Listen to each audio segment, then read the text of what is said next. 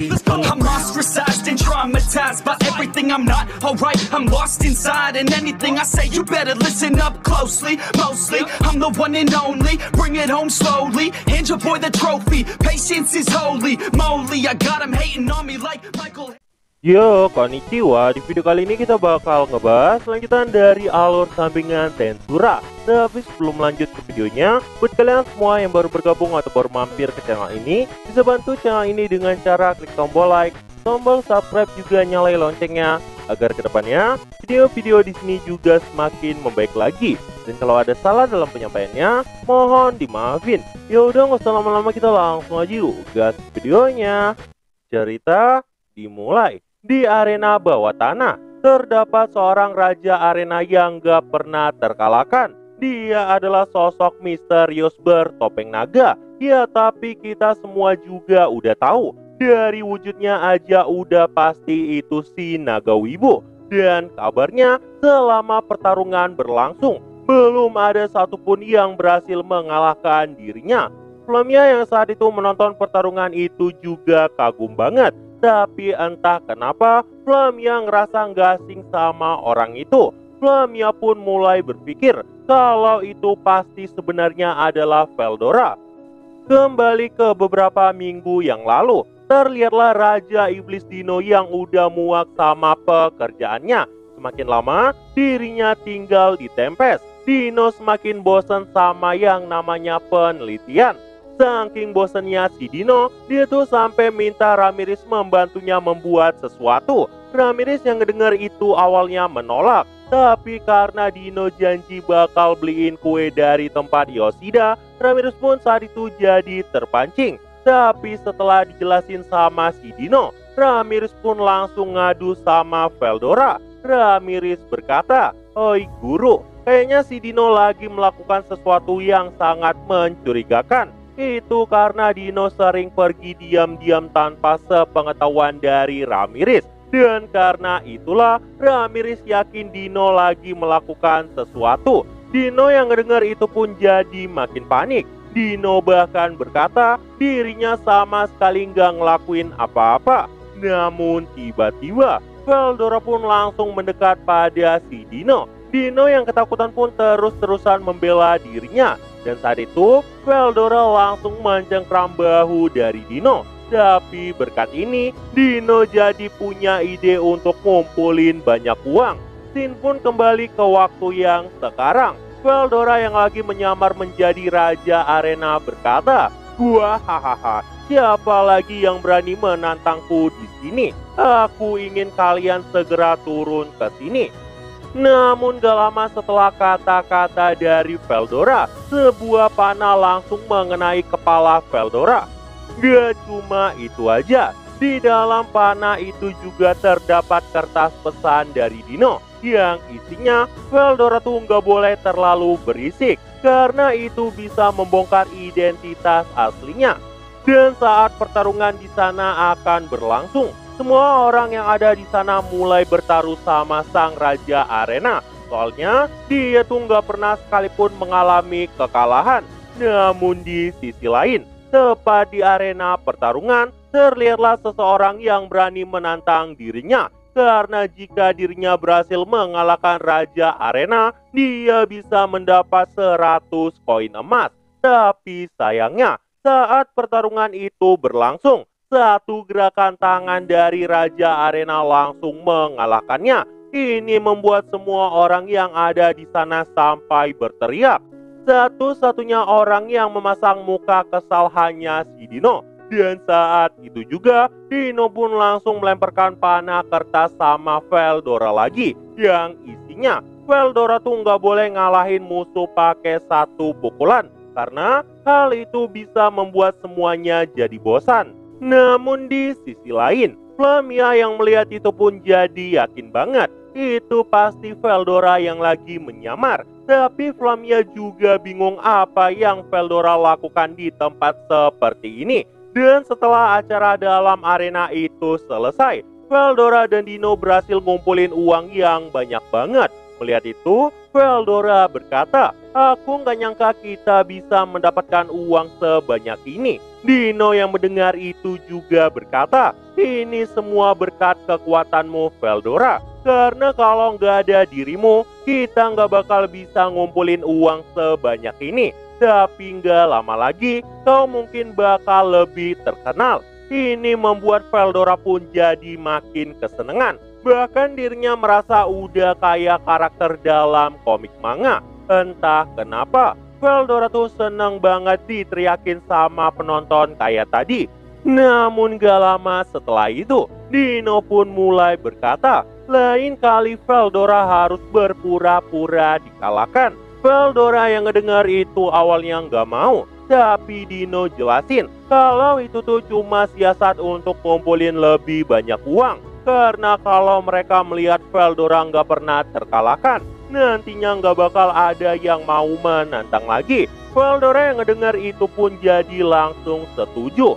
Dan keesokan harinya, seperti rencana mereka, Veldora pun langsung pura-pura dikalahkan.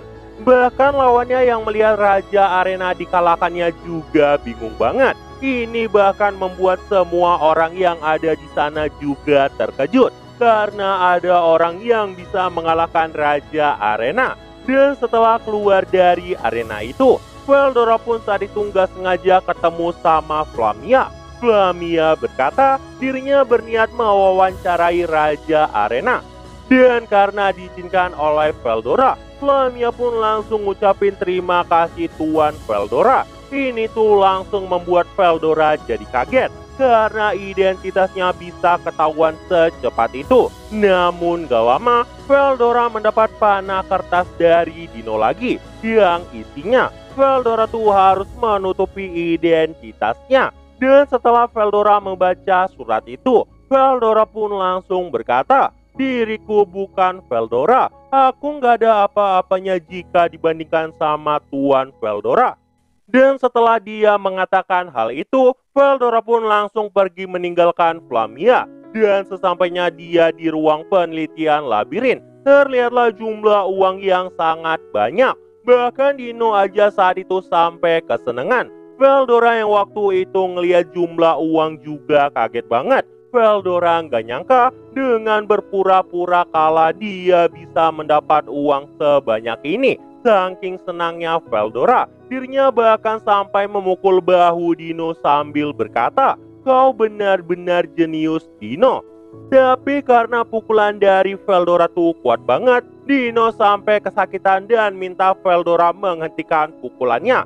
Saat mereka lagi liatin uang itu, tiba-tiba muncullah Rimuru di belakang mereka. Rimuru berkata, sepertinya kalian udah bekerja sangat keras. Veldora dan Dino yang kedengar suara Rimuru pun jadi sangat panik. Dan ternyata orang yang telah melaporkan itu sama Rimuru adalah Ramirez.